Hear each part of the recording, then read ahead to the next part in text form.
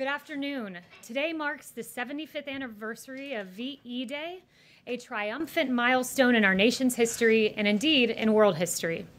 75 years ago today, our brave American forces defeated fascism and through the selfless devotion of thousands of patriots, they saved the world. Over 180,000 Americans gave their lives in the European theater during World War II.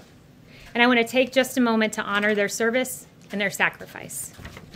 Thank you to all of our veterans. You are truly, truly our heroes. Now, as I move to my next subject, I want to begin by saying this. Look, our rank and file men and women at the FBI are heroes in their own right. They protect this country from domestic crime, and we thank them for their service. They work hard, and once again, we owe them a debt of gratitude. But that is separate and apart from what I'm about to address right now. The FBI exists to investigate crimes, but in the case of Lieutenant General Michael Flynn, it appears that they might have existed to manufacture one. As the motion filed by the Department of Justice yesterday explained, the FBI set out to interview General Michael Flynn when they had no predicate for any investigation of any crime. Over the past week, we learned from a handwritten note the true intent behind the FBI's investigation of Lieutenant General Michael Flynn. The very day that then FBI Director Jim Comey sent agents to the White House to interview Flynn, the FBI discussed what their intent was beforehand. This is what they said. What is our goal? Truth, admission, or to get him to lie so we can prosecute him or get him fired? These notes, in addition to other evidence, raise serious questions about the handling of the FBI's handling of Michael Flynn's case. Did the FBI confront Flynn with the intent to get him to lie so that we can prosecute him and fire him? Did the FBI manufacture a crime against Lieutenant General Michael Flynn? Federal investigators appeared to paint a target on the back of General Michael Flynn. Kimberly Strassel of the Wall Street Journal laid out point by point the very concerning aspects of this case, and I'm going to reiterate them as outlined in her column over the weekend. In December 2016, Flynn spoke as the incoming national security advisor to the Russian ambassador. This call, as is customary, was recorded by the United States government. They record calls with foreigners. But in a highly irregular move, the intelligence community under the Obama administration unmasked the identity of Michael Flynn, a United States citizen who is entitled to Fourth Amendment rights and to due process. But Lieutenant General Michael Flynn received none of that. The intelligence community was hunting for evidence against General Flynn, evidence they did not find. We learned from newly released transcripts that in stark contrast to what former DNI James Clapper had been saying publicly, and contrary to what he was saying publicly, here's what he was saying privately with regard to Russian collusion. I never saw any direct empirical evidence that the Trump campaign or someone in it was plotting or conspiring with the Russians to meddle with the election.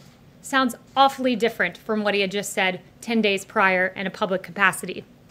Having found no evidence of Russian collusion, the FBI came up with a new absurd theory that Flynn might have violated the Logan Act, a statute from 1799 that in its 200 years of existence had never been used to convict an American citizen, but it was resurrected in the case of Lieutenant General Michael Flynn. Michael Flynn didn't violate the Logan Act. Even the FBI did not think that General Flynn's telephone call provided the predicate for a criminal investigation. In fact, in January of 2017, an internal FBI document concluded that Flynn was, quote, no longer a valid, viable candidate for investigation. Disgraced FBI agent and noted Trump hater Peter Strzok disagreed, texting this, hey, if you haven't closed that Flynn case yet, don't do so yet, end quote. So the Flynn case remained active. This was a good thing for Peter Strzok, but it was a bad thing for justice. It was a bad thing for the rule of law. According to yesterday's motion to dismiss the case against Lieutenant General Michael Flynn, it said this, Mr. Strzok immediately relayed the, quote, serendipitously good news to Lisa Page, special counsel at the FBI, remarking, quote, our utter incompetence actually helps us. That's right, their utter incompetence to close the case against Lieutenant General Michael Flynn was something to be serendipitously celebrated. The scheme to manufacture a case against Michael Flynn continued. After President Trump entered office, the FBI's partisan pursuit of General Flynn proceeded under Jim Comey's FBI. Despite possessing a transcript of Flynn's entire conversation, the FBI decided it was somehow necessary to go ask General Flynn what happened on the call, despite having a transcript in their possession. The only motive would have been to, quote, get him to lie. They advised him he didn't need a lawyer present. Imagine that, you're an American citizen. You don't need a lawyer, we're just coming in to have a chat. They didn't inform their superiors at the Department of Justice about their intent to interview Flynn, despite their own attorney at the FBI saying, if we usually tell the White House, then I think we need to do what we normally do. But they ignored the advice of FBI counsel, and they went in to interrogate Michael Flynn. Acting Attorney General Sally Yates, no fan of President Trump, said she was flabbergasted, she was dumbfounded by the decision to not inform DOJ officials who, quote, hit the roof. This is all outlined in a legal document that you can find. Additionally, when the FBI arrived at the White House, they did not even warn lawyerless Flynn about the consequences for providing an inaccurate response. The interrogation of Michael Flynn was not an inquiry. Make no mistake, it was a trap.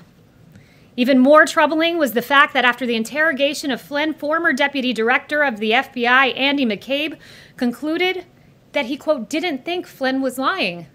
But the case against Flynn continued. We were pleased to learn yesterday that the Justice Department moved to drop the case against General Michael Flynn. Though it took several years, it is encouraging to see that justice finally prevailed. As we move forward as a country, it's important to take these revelations very seriously in order for Americans to have faith in our justice system.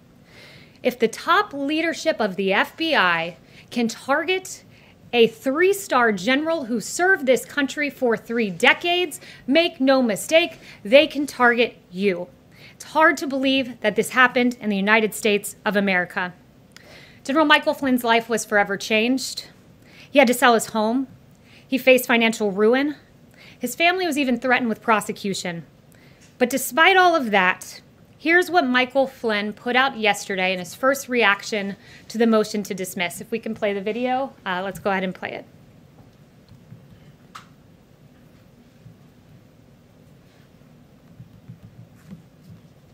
Don't think we have the video queued, but I encourage you all to go on General Flynn's Twitter feed, and what you'll see is a really beautiful video of his grandson talking about how much he loves this country and how everyone deserves justice for all, and how commendable that is for General Flynn at a time when he was so gravely wronged to say this: I still believe in this country, I still believe in America, I still believe in the principles that make this country the greatest on earth. And in the words of renowned political philosopher Baron de Montesquieu, there is no greater tyranny than that which is perpetrated under the shield of law and in the name of justice. I hope the media will take these questions very seriously, will report the facts. There was heavy interest in the first iteration of Flynn News from many years ago that got 4 times the coverage that the exoneration of Michael Flynn got today. That was a report by Media Research Center. So these facts are important, and thank you very much for those who have taken interest in reporting. And with that, I'll take questions. Thank you. Jim, you were so kind on the trip the other